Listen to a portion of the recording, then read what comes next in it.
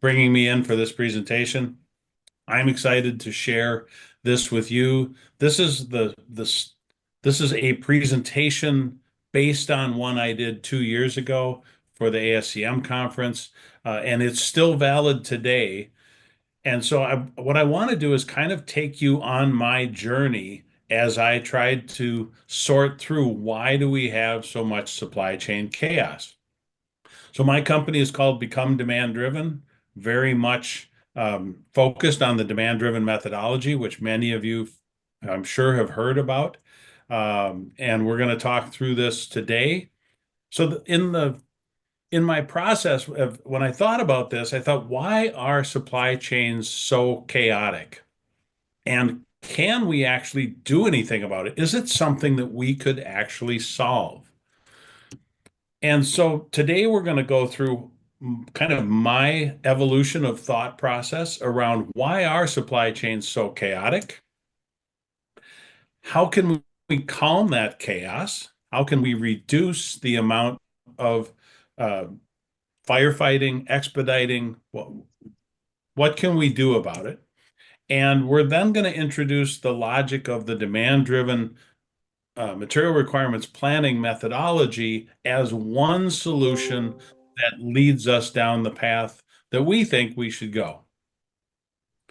So a quick intro slide for me here. I've been teaching the demand-driven methodology since, oddly enough, February of 2017. So 8 years I've been teaching the demand-driven planner class, following this journey throughout that time and growing, able to teach some other things and working on the simulation workshops like the Penguin game, which is a WA Solutions developed simulation of a Lego penguin factory that helps us understand the workings of MRP as well as the workings of DDMRP. I've been involved with the Twin Cities chapter of APICS, or eventually ASCM, since about 2015 and working there part-time. I'm partnered with WA Solutions in the US and bringing that software solution to our companies in the United States. I've been speaking for the last couple of years, really, at some different conferences and enjoying that very much. I have a podcast that is in the idea stage, should be coming out in the next month or so. And if you follow me on LinkedIn, you will have the chance to view my hashtag Smile Creator on every Friday, trying to make people at least smile, if not laugh out loud. So let's start down this journey. The current state of inventory management. Today, in my experience, there's really no repeatable processes in trying to keep our inventory in control. We are reactive to the systems and the old ways of thinking from 1970, let's call it. And occasionally we have an accidental situation where we guessed correctly. So we really need to have managing framework to be able to watch our inventory. And the reason is we have inventory. We can do whatever it is we're trying to do.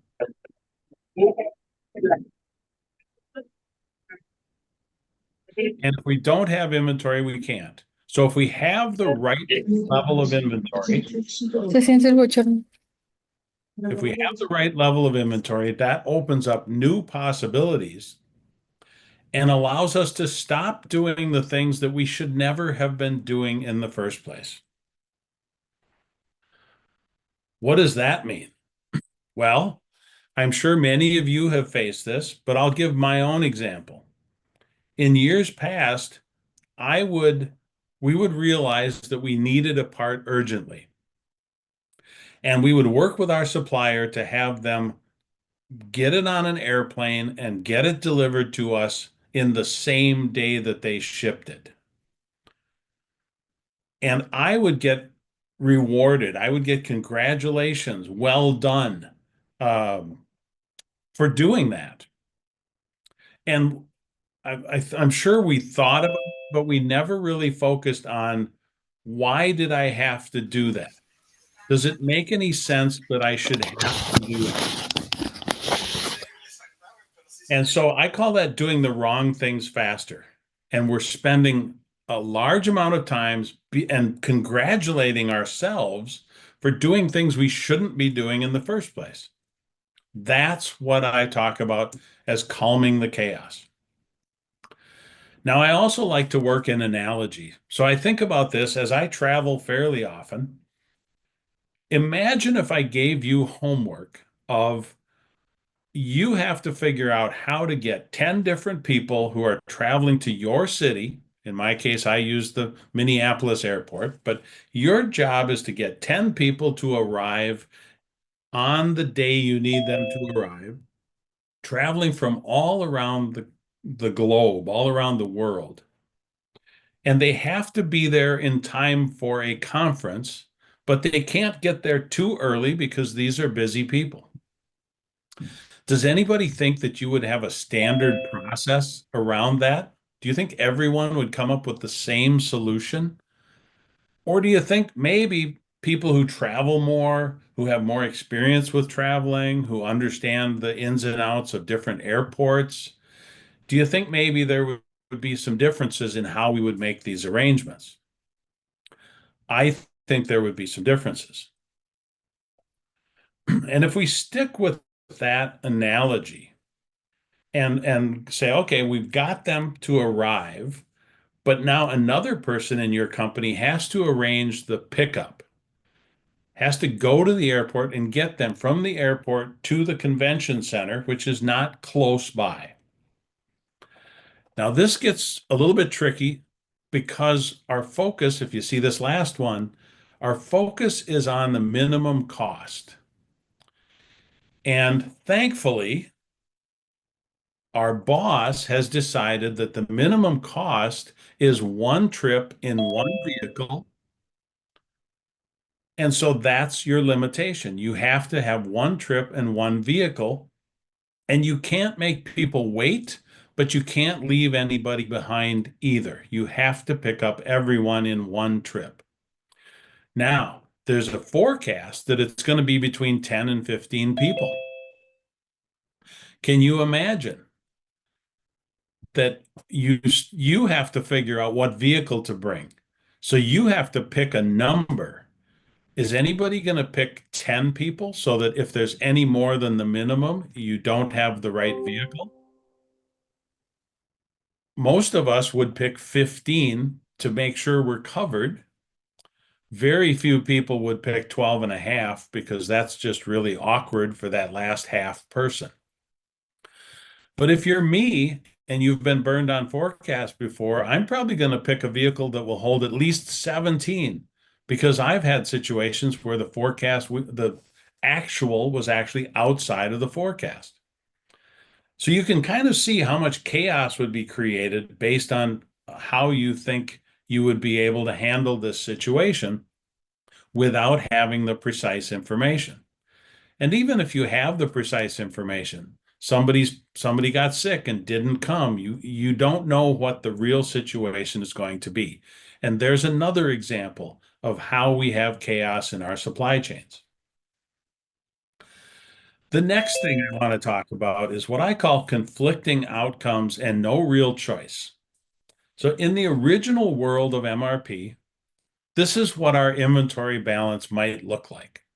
We have plenty and we try to wait until we get almost nothing and then our order comes in. And we wait again until we have almost nothing and then our order comes in. And in this scenario, we have differences. We understand that if we have a disruptive order come in when we have plenty of inventory, that's probably going to be okay. So our points of trouble are down here. Whenever we don't have quite enough inventory or we don't have any extra inventory, that's where we might have disruption and chaos. So in the original MRP that did not have safety stock, this is the case that everybody faced. So it didn't take very long for them to invent safety stock. Now, what happens with safety stock? Yes, we have more on hand at the low end, but we still have these points at which time we are at risk of being disrupted.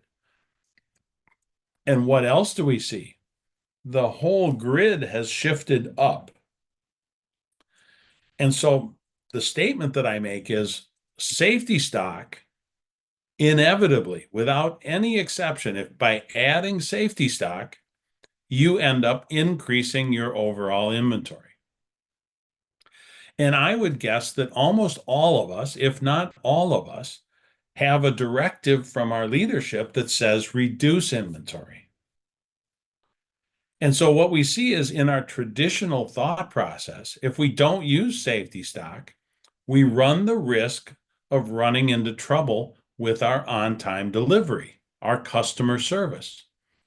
And if we don't serve our customers, that is the other goal that leadership wants us to have.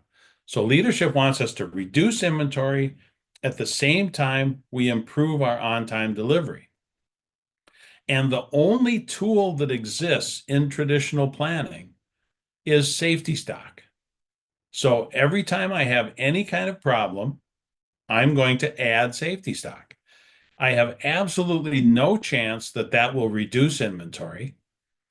And it's also not very likely, unless I add a lot of inventory, to make a huge impact in my on-time delivery. So I have two goals that are opposites and one tool which is guaranteed to cause one of those goals to not be achieved. That is another place that is causing us chaos. Now, I'm going to let you in on a secret of what I do or what I've seen in my lifetime. What do we do when we run out of a part?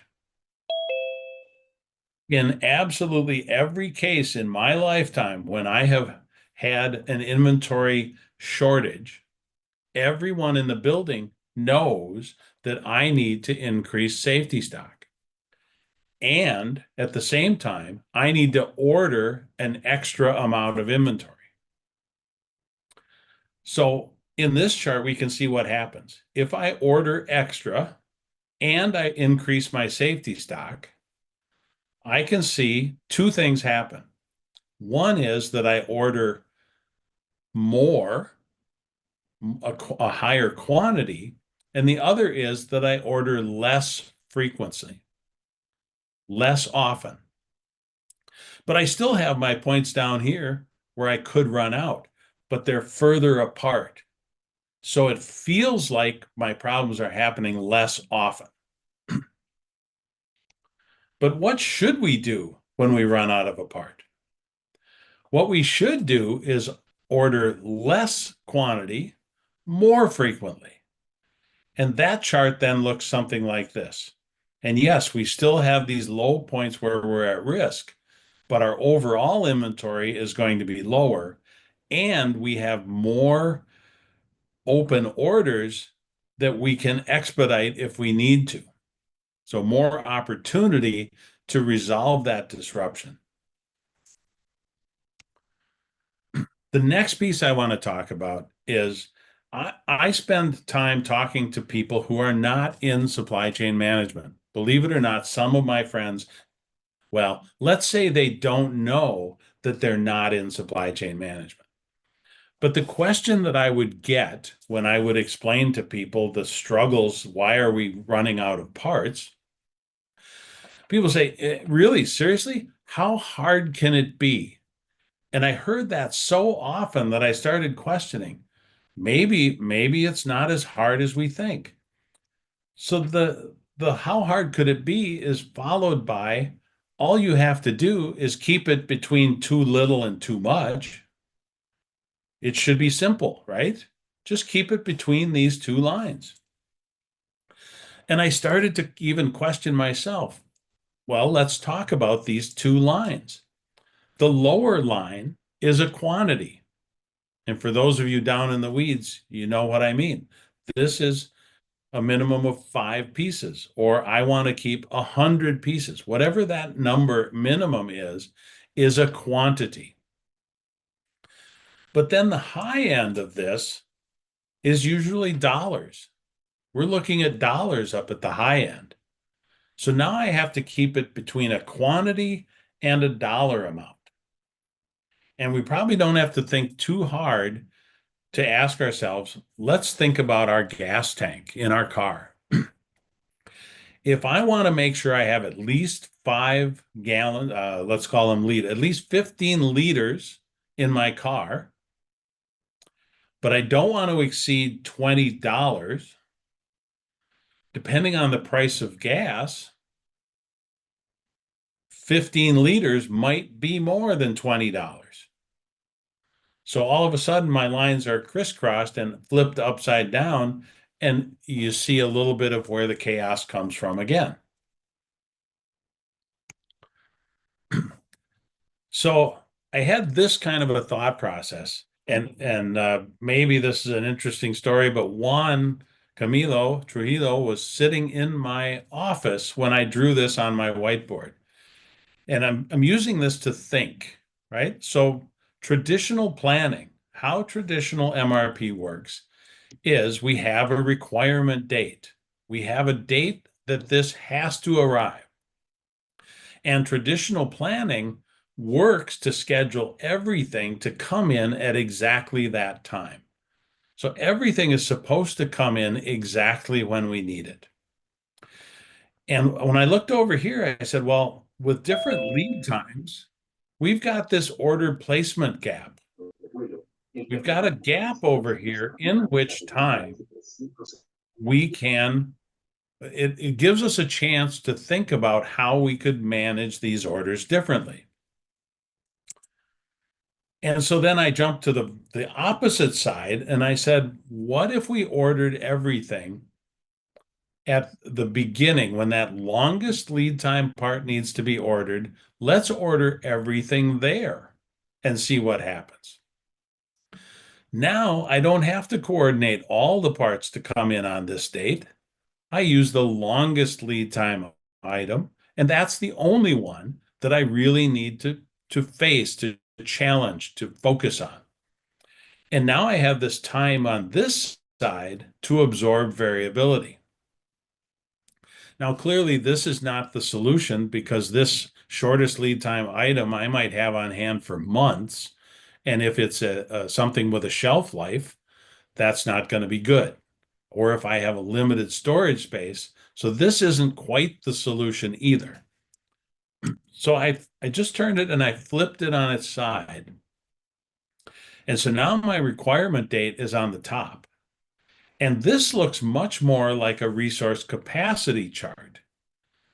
And so again, this time to absorb variability gives us the flexibility to choose by individual part number how much time we want to have this come in early. So something with more variability to it, a trusted supplier might be up here, shorter lead time might come in a few days early. And what we really see with this chart is the direction of the solution. The solution lies in not having everything come in at exactly the right time, but having things with higher variability come in a little bit earlier than things with lower variability.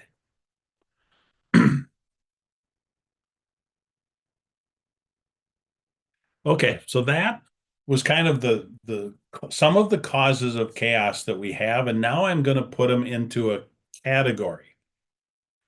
So the first of my 6 causes, I have termed the precision dilemma. And what this means is we're trying to make precision work, but we've got some issues with that. We have a time frame. We have longer lead times than ever before. And I think we can all agree that the longer the time frame, the less likely everything's going to go exactly as planned. We have an expectation. With traditional planning, we might have leftover inventory, but it's not a guarantee. So we never know for sure exactly what lead time I need to use. Another source of not having precision. And the number of stops along the way that a shipment has to make, for example, or conversations have to be involve many people. Every time there's a delay, that delay accumulates. And if you've ever taken a flight with more than that's not a direct flight, if you're late taking off, sometimes they can't make up that time. And if you're late to the next airport and don't make your next flight, well, you don't know for sure when you're going to get to your destination. Those delays accumulate. Of course, if you get there early, the flight doesn't isn't just waiting for you. It doesn't take off because you're there early. It also delays. So delays accumulate, but gains do not. And there's one more piece to the precision dilemma that I'll talk about in a later slide. The second one is that we are not process driven. In most companies today, for sure in the US, everybody tells me we are process driven. And I always ask the same question. Do you have the same process in your company to answer the two most important questions of supply chain, which is how much do I order and when do I order it? And invariably, they say, no, it's not a process. We leave everybody to figure that out on their own. And they have their own processes, but across your people, it's not the same process. So when you have a new hire come in and the long-term employees say, boy, the new hires just don't understand how to manage this. Well, it's because you've had 10 years of experience to figure it out. And because you have to set up your own system. And for vacation coverage, if you're like me, when you need to go on vacation, you spend 2 weeks preparing your orders so that you can be on vacation for even a few days and not be interrupted.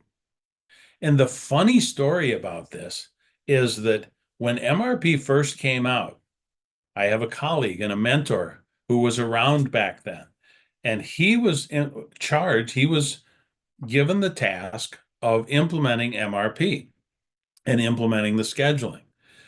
And he would take the output from MRP and use paper and pencil to fix that output. Well, then calculators came along, spreadsheets came along, things like Power BI came along, and now we're using artificial intelligence to fix what MRP tells us to do. And all we've ever really done in all the progress is fix the paper and pencil. We have to figure out how to make this process driven. The third of my six causes of chaos is this unreasonable and unhealthy obsession we have with cost reduction. And the reason I say it's unhealthy is we need to understand that cost is an outcome of our actions. And what I've seen is people are just kind of watching the cost like it's going to fix itself. What we need to do is find the lever to help reduce cost. And that lever we're going to talk about in a little bit. But what happens is this cost reduction obsession leads to poor decision making. And the simplest example of that is that you might buy 1,000 of something when you only need 100 because buying 1,000 gets them to you at a lower cost. But in fact, if you're not going to use them all, you didn't really save any money. But the metric you're using made it look like you are saving money. So forget about the cost reduction obsession. The next one has to do with this push we have, and I'm sure all of us are facing a push to reduce inventory. Because we know that too much inventory ties up our cash, and too little inventory causes chaos. So why do we push to reduce inventory? Because it looks like we're only focused on this top issue and not recognizing that if we don't have enough, it causes expedite costs, and the chaos that we're living in our world today. And in my history, it was always total inventory, right? Leadership comes down and says, you have 5 million in inventory. Next year, we want to see that at 4.5. Based on what? Based on an obsession with reducing inventory. And so having a target inventory makes sense, but there's no real consistent formula. And understanding that the total inventory is really a sum of all of the individual parts. So we need to understand, how do we actually achieve the correct inventory level? Which ties together with this next one, which is we need a way to get the target inventory by individual part number. The total inventory isn't enough. We need to know the target inventory by individual part. Because if we know the target inventory and we know what we have on hand, if the on hand is above the target, we know to reduce. If it's below the target, we know we need to increase. But if we don't have a target, we're guessing. And in my history, I would always get a list of parts to reduce. And that same list of parts was mostly my expedite list of parts.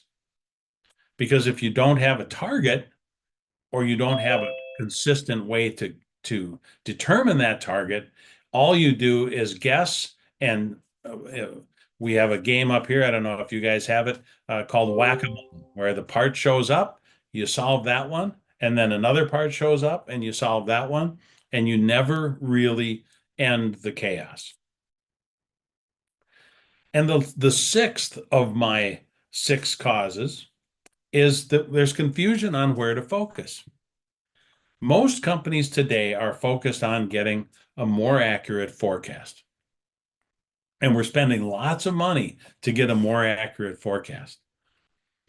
But there's some other things that happen in that world. Demand is not our only source of variability. We have supply variability, we have operational variability, and we have management variability. Getting a better forecast doesn't fix 3 of the 4 causes of variability. And the other piece that ties together with our precision dilemma is that the forecast for every company I've ever seen or heard of, at some point in your future, the forecast becomes a monthly number. Maybe it's 6 months, maybe it's 3 months, maybe it's 12 months, but at some point, your forecast stops being a daily number and starts being a monthly number. So what I call that is we're using ballpark accuracy for the forecast, but we're taking that number and pretending that it is precisely correct on that day. And we know it's not, but we have no way to act unless we assume that it is. Now, we also end up with what I call metric wars, where one person is measured by one metric and another person is measured by a different metric. And if one person succeeds, the other person will fail. And so they don't work together very well. They don't help each other. We also have ambiguity. I used to have an operations manager that would say, don't get too little, and a finance leader who would say, don't get too much. But they could never tell me what was too little and what was too much. And they didn't even agree upon the number themselves. So that puts everybody, including me, in a no-win situation where no matter what number I choose, someone's going to think it's too much and someone else is going to think it's too little. And the overall summary that I make here is that traditional planning requires stability. All of the traditional processes we talk about require stability. But we live in a volatile, uncertain, complex, and ambiguous world. We live in constant change, and that requires agility. So if we're going to continue to use traditional planning that requires stability and yet recognize that we need constant agility, well, those things are going to cause that conflict and that chaos. So, kind of a little bit of a summary. What do we need to overcome all of these problems? Number one, we need a mechanism to answer the questions, how much do we order and when do we order it? We need a strategic inventory target to right size the inventory, not reduce into chaos. We need to change our metrics of success and focus on flow-based metrics. Because if we focus on improving systemic flow, costs will be reduced. And we need to shift from our forecast improvement to operational capability. Those are not the same thing. We need to focus on operational capability. And we need to recognize that the way we have looked at supply chain for years might need to change. So we need a change in our paradigm of supply chain. Okay, so enough about problems. Let's talk about solutions. Demand-driven material requirements planning came out in about 2011. I've been following it since 2012. And just like MRP, it was developed by people trying to solve a problem in the field. And it's based on material requirements planning, distribution requirements planning, lean, the theory of constraints, and Six Sigma, and 4 pieces of innovation, which we're going to talk about. DDMRP talks about strategic positions of inventory that we call decoupling points that drives the supply order generation, right? The releasing of purchase orders or manufacturing orders separately from the management, the expediting, the firefighting, the uh, rescheduling. So we do those 2 things separately using the same set of numbers, and that changes everything. Now, I think we can all agree that we have 2 universal points of inventory, point A where we have too little and point B where we have too much. And that sounds a little subjective and open to debate. But if we leave it like that, can we agree that between those 2 points is an optimal range that we are trying to achieve? We don't want to have too much and we don't want to have too little. So we must have a range in between where we are targeted.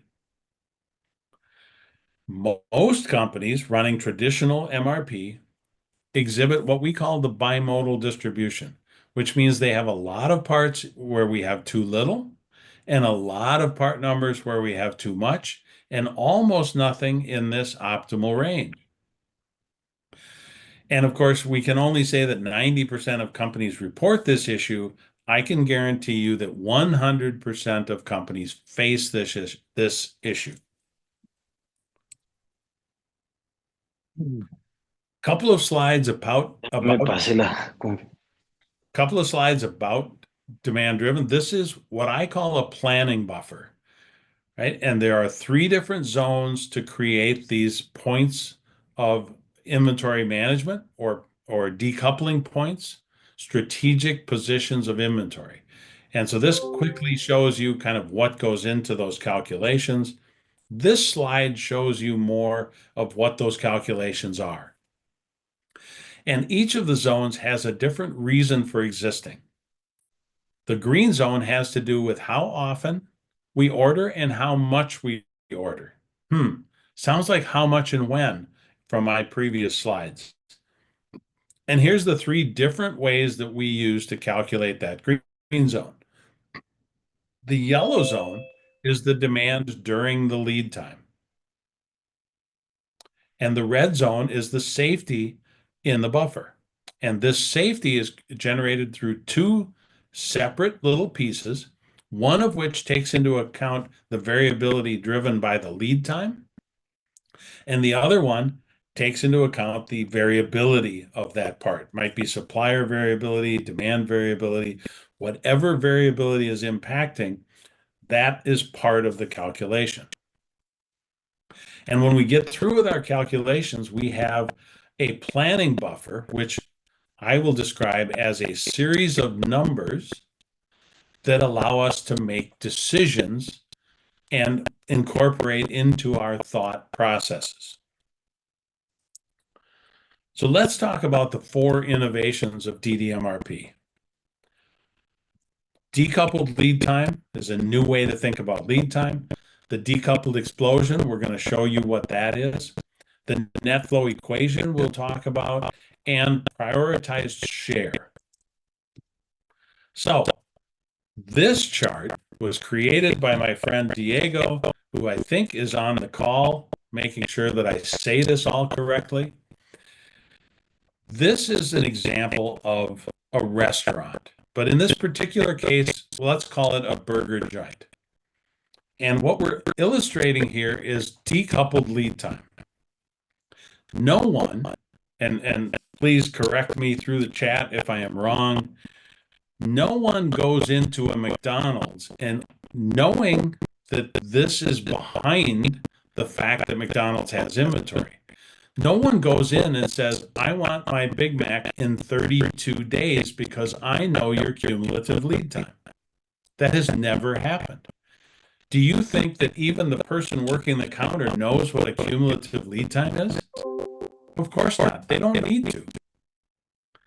What they know is they have enough inventory in their kitchen, ingredients in their kitchen, to be able to make whatever's on their menu in the time the customer is willing to wait. This is how every restaurant in the world works. Now, we talk about these positions of inventory give us the opportunity to have what we need to have. And the knowledge we have about our business helps us as well. So for me, I've never seen a hamburger created without a meat patty and a bun at the basic level. So I want to have that for every hamburger I need to create. Most of them in my world have cheese on them, but sometimes not. So a little bit less cheese. More often, people don't really want onions. Let's call that maybe 60% want onions and only 40% want lettuce. So I have the amounts of the different ingredients in different quantities based on my knowledge of my business. All to make sure that I can make, in this case, the hamburger in 20 minutes or less for my customer. And this decoupled lead time is something that our traditional planning tools don't understand. And the question that you have to ask about your own business is, in your facility or in your supply chain, where is your kitchen? Where is the location that if you have inventory there, you can supply to your customers? And if you don't have inventory there, you can't. That is the key to decoupled lead time. Decoupled explosion. I'm throwing this in as one slide here. The traditional explosion with MRP says if this end item has a change in its demand, then everything else also will have a change, and we react to that. And all of you know this because you have an MRP system that gives you exception reports. And those exception reports are all about moving the due dates for all of these products. DDMRP puts these strategic points of inventory. And so when the explosion happens, it stops at the stock inventory no matter what. And in between, so in this inside of this box, the traditional MRP explosion and the decoupled explosion work exactly the same. But everything else outside of that box is managed separately. So the explosion happens here, When we break into this and have to place an order for more, that explosion starts up. So all of these things happen separately, not all every time anything changes. And that is a source of reducing chaos. The net flow equation. Every planner or buyer every day wants to know the answer to these questions. What do I have? What is on its way here? What demand do I need to fulfill immediately? And what future demand is relevant? Every day we perform the net flow equation, which is on hand plus on order minus our qualified sales order demand. If that result, which we call the net flow position, is in the yellow or red, when we compare it to that planning buffer, we order up to the top of the buffer. If it's in the green, we do not. And the fourth innovation is prioritize share, which we're going to prioritize share has more to it than this, but let's consider this. Traditional planning has priority by due date. What that means is when I place the order based on what's in my system right now, the due date is set. But tomorrow, when something drops inside the lead time, my due date's not valid anymore. So that due date, depending on your business, might be valid for hours or days or maybe a week. But in most businesses, not much longer than that. DDMRP introduces priority by buffer status. And the critical difference is that DDMRP is intentionally keeping inventory in a position. We are trying to have inventory there. Traditional planning tools say you don't want to have any inventory on hand. So based on having a goal, having a target inventory, when we look at this, we can see clearly that this purchase order, the buffer that's trying to fill, is in trouble. So if that's not due date, we're going to need to expedite that. So within my list of parts that I manage, I can see, first of all, the priority, that this is the order of urgency across these parts. And I can see that 27% is pretty urgent, 42% is a little less urgent, and 88% is even less urgent. But all of them are in my list of things I should get to today. And what this takes away is this conflict of saying, I have a due date of May 14th, but my urgency is actually the highest buffer in inventory. It's the highest urgency, even though it's not the closest due date. So it takes away the conflict between due date and urgency. So with DDMRP, we get what I call visibility to protect against variability. We have positions of inventory that we've just talked about. There's also time buffers and capacity buffers that also give us a different ways to see visibility so we can react to variability. And this slide, I love this slide, talks about forecast as a range. Right? Most of forecasts are a range. And in traditional planning, we have to pick a single number, like my airport analogies. Well, with DDMRP, we also have to pick a single number. The difference is with DDMRP, we feed that single number into the master settings, which we use to create our inventory buffer. And that inventory buffer, through some math we're not showing here, gives us, again, an intended range of inventory. And between that range of inventory and the entire buffer, which is a range of capabilities, we now can compare that to the range of forecast. And if it looks like it's okay, we're good.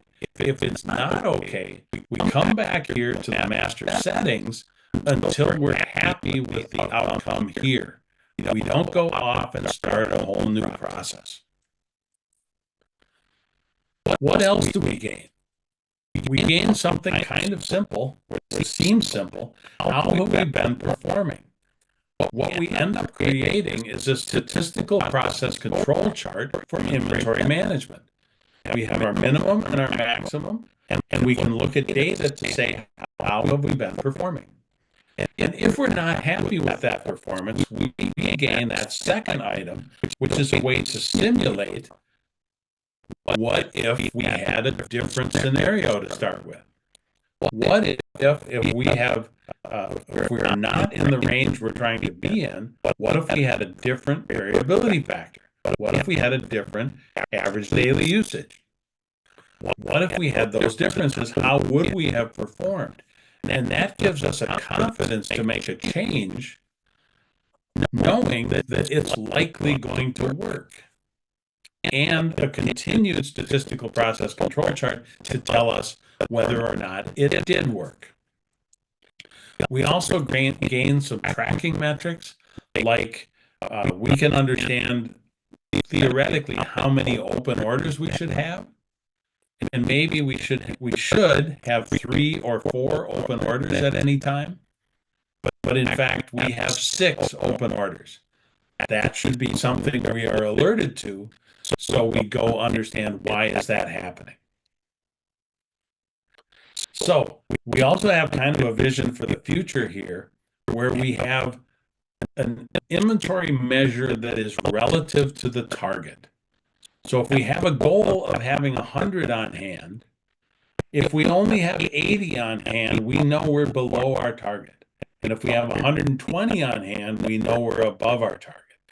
And so an inventory measure that says you're at 120% tells you not only that you have too much, but how over that target you are. Same with the under. We maybe should look at our suppliers and not worry as much about the due date as we worry about, did they let us stock out? Did they let us run out of inventory? And if they're an agile supplier reacting to our expedites, that's a better supplier than one who lets us run out but is always on time to a due date that is not accurate. Maybe we could talk about schedule achievement. One of my frustrations in my historical work was every time the assembly line overproduced, they would get rewarded. Congratulations. And those of us in supply chain knew that tomorrow we're going to run out of parts because they overproduced today. Wouldn't it be better if they focused on achieving the schedule instead of getting as much as they possibly can? And then as we rethink our supply chains, maybe we have titles like buffer manager or constraint manager. And as we have new responsibilities, we need to rethink those traditional thought processes and those traditional supply chain positions. So DDMRP is one way that we can answer these questions. We need to know how much and when. The planning buffer, like I talked through, combined with the net flow position, answers the questions how much and when. And it's much more intuitive to young people who haven't been forced to try and guess their entire careers. We have strategic inventory targets to attempt to right-size our inventory. And because that planning buffer creates a statistical process control chart, it gives us a way to hit the goals that we are trying to achieve instead of some unknown reason why we're trying to reduce inventory. Our flow-based metrics lead us to a cost reduction and bring coherence across the different departments, whereas before we had conflicting metrics. We also have that focus on systemic flow will reduce the cost because we now know that cost is an outcome. And if we focus on the lever of systemic flow, our costs will be reduced. We also recognize that we need to adapt for all types of variability, not just demand, but also supply variability, management variability, and operational variability. and we need to get our operational capabilities into our focus and question everything. Let's change that paradigm of supply chain and not just accept that what has always been is what always must be. Now, this is the fun part. Most of, at least what happens in the US, I don't know for Mexico how this works, but no reason, no excellent supply chain presentation will be acceptable until we have a sports analogy. So for my sports analogy, and I wish I could remember who first used this, and I've modified it a little bit. This is a basketball court. If you're not into sports at all, this is basketball. And the analogy goes like this. The people down on the floor, the players, are making things happen. And they're also getting paid to be there. So that's the players, the referees, the coaches, they're making things happen down here. And it's a small group of people. We can also see a lot of people in the stands watching. And they're enjoying themselves, they're having fun, but what's intriguing to me is that they paid to be there. If you're in supply chain and business leadership, you should know that you are making a difference every day and your actions matter. So it becomes very important that you know you're on that playing field, or in this case, basketball court. All right, this is a slide that just shows some different ways to reach out to me, connect on LinkedIn, shoot me an email, follow my YouTube videos. We're going to take this recording and post it out on my YouTube channel so you can go back and watch it over and over and over again, or you can use it to get to sleep at night, depending on your perspective. Watch for me on LinkedIn through my hashtag Smile Creator. And you can visit my website to connect with me and learn more. And thank you so much for AVCI for having me on this webinar. I hope you all enjoyed it. And if we have 7 seconds left to ask questions, let's do that now. A sports analogy comes from Mike Tyson. Mike Tyson said, everyone has a plan until it gets punched in the face.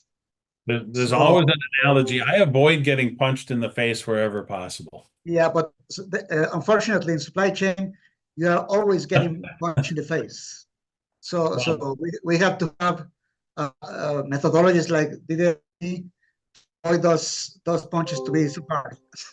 Yes, and please don't bite anybody's ear off. Yeah, please. Okay, we have some time for questions. I know we ran out of time almost, but we have some times. So you want to make so you can open up the mic, or you can write down in the chat. I see one in the chat here, a question. What happens if the DDMRP conflicts with the inventory policy? That's an interesting question. And I'll take a guess here, but you'll have to say what that inventory policy would be. The important piece is to set up DDMRP with whatever strategies, with whatever restrictions you have. And then once you got it set up, then it will almost answer the question itself. If you set it up with that inventory policy, then it shouldn't conflict. And it will also show you clearly what is the conflict or what is the consequences of following that inventory policy. Hopefully that helped, but if not, please come off of mute and ask.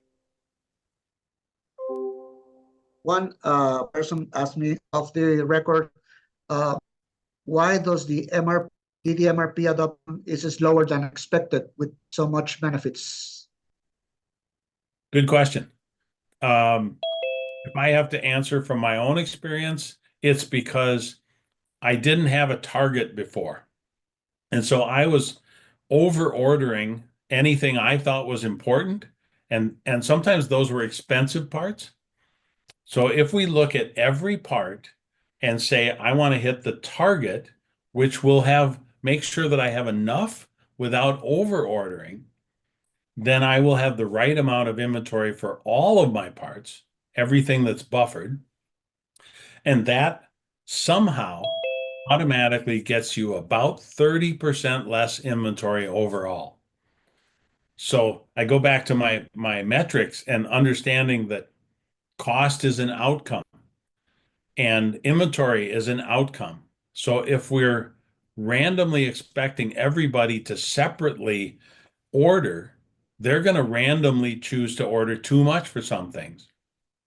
And they're not going to know they have too much because they're constantly chasing the ones that they have too little of. And every time they have too little, they're going to turn it into a part that they have too much of. That's been my history, both of myself and for the people around me. Yeah, and the other question is, what are the most important success factors for a DDMRP implementation? That is another great question. Open mind, right? Maybe the first one is unlearning. You have to unlearn what we absolutely accept as truth, which is that precision over long periods of time can work. So first we need to accept that what we've been doing hasn't been working. Then we need to bring all of the team, right? Bring change management into it.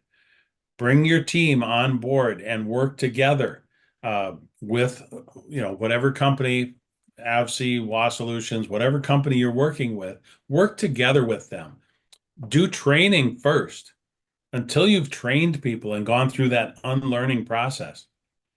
This is not simply drop in a new software and it will automatically work. You have to understand the new thoughtware, the new thought processes behind it, and then realize that every company has differences. So what worked at another company isn't going to work exactly the same at your company.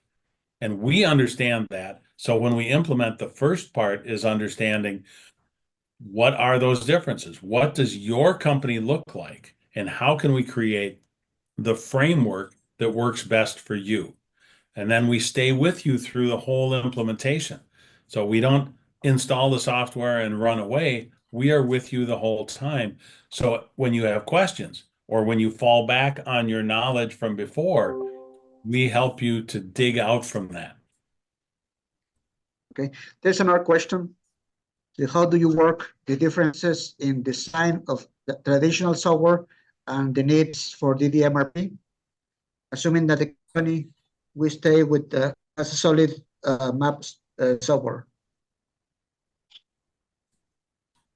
Okay, I'm going to assume that means you want to stick with the traditional software, which is possible, right? Many of the solutions out there are bolt-ons. So we don't completely replace your entire ERP. DDMRP is used to make some of the decisions of how much to order and when to expedite. And it's a different way to manage the flow of inventory. So in many cases, we get the data out of your MRP system. We help you look at it differently. And then we put that new order back into your MRP system and everything still works the way it did. Almost never will we be suggesting that you completely rip out your software and start over. We are always a bolt-on solution that works with what you have. And the big advantages that happen here that I come across quite often is companies that have even the same software, but different versions. So whatever software they have, every location has a different version, or they've done a merger and acquisition and the new who's got what software at what time, they can't cross over. But if we take it out of all of the versions and bring it into DDMRP and then push it back into those versions, we take away the craziness caused by everybody having a completely different version of software, and we bring the coherence into the management or the decision process, regardless of which software you're using. Did that help? Hopefully that helped. Yeah. Rodolfo, what software do you have? I guess you the ERP, right? Yeah, I am a consult in the consultancy business, so I've been facing several software, the major ones, SAP, and all this kind of major Oracles, Dynamics. All of them are, the old setup is based on MRP because they are old and they're big for the huge companies, and they are not always transitioning to new versions of everything.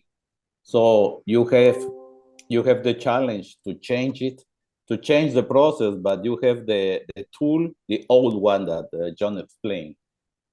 Yeah, for ERP, I think most of our implementations are connected to SAP. From more than 140 implementations we have, maybe near 40 are SAP ERP users. So it conflicts with the software. Actually, it's complementary. It connects to the software, and it improves your plan, but it doesn't affect the ERP at all. And if you think about it, in companies where they have multiple versions of the same software, it helps bridge that gap. But even in companies where, let's say it's a single instance of the software, and that software is moving to DDMRP, sometimes those companies are not very flexible. And so they set up what they think is the single statement of DDMRP. The smaller players in the game will work with you to design that system for you rather than force you into their implementation of it. It's a decision you'll have to make, price and flexibility of the implementation team. Yeah. There are two other questions. Does DDMRP also works for customized products? Yes, absolutely. We're pulling out the data we need. So how we get that data out is fairly straightforward. It'll work with anything. They And I also see, might have some inventory leverage positions. yeah, I see one about convincing management. So that's a great question. I do a lot of analogy to help management understand. And the analogy that I didn't use here, think about the chaos that would happen if anybody who's got a family, your daughter is getting married and it's all set and all arranged, and your boss comes in and needs you to travel on that day. And you go to your daughter and say, "Can you just move the wedding one day?" What's your life expectancy? 0. But we do that all the time. Can we just move this order? It's just one day. It's just increasing by 1. Yeah, but the whole plan is based on not changing. DDMRP allows us to be flexible and accept those changes instead of trying to be more rigid and saying, we need 3 weeks of unchanged schedule, which everybody knows cannot work in the world we live in today. But we try and force it to work, and everybody is angry, frustrated. Wouldn't it be better if we had a different way to look at it? Yeah, we also do for convince the management. We also do, for example, present success stories. I think that when they see results in some other companies, they get more comfortable. Then the other, we do simulations also. We gather information from your products and do a simulation and compare the inventory and the service level with the actual system and with the DMRP. That will also help to convince the management. And the final thing we do is a proof of concept, which is a small implementation. We select a group of products to implement. So it's not that risky. You're just going to prove it in some of your products. do a small implementation, and if you get the results, then you'll go to all the implementation, the full implementation. And isn't it more powerful to show essentially a demo with your products than showing what some other company did? Yeah, It seems like that's a much better, much easier message, that we can show you what happens with your business instead of showing you what happened at somebody else's business.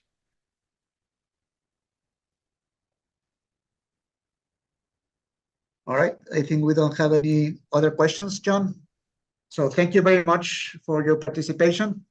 I think we cleared a lot of questions, and the presentation was amazing.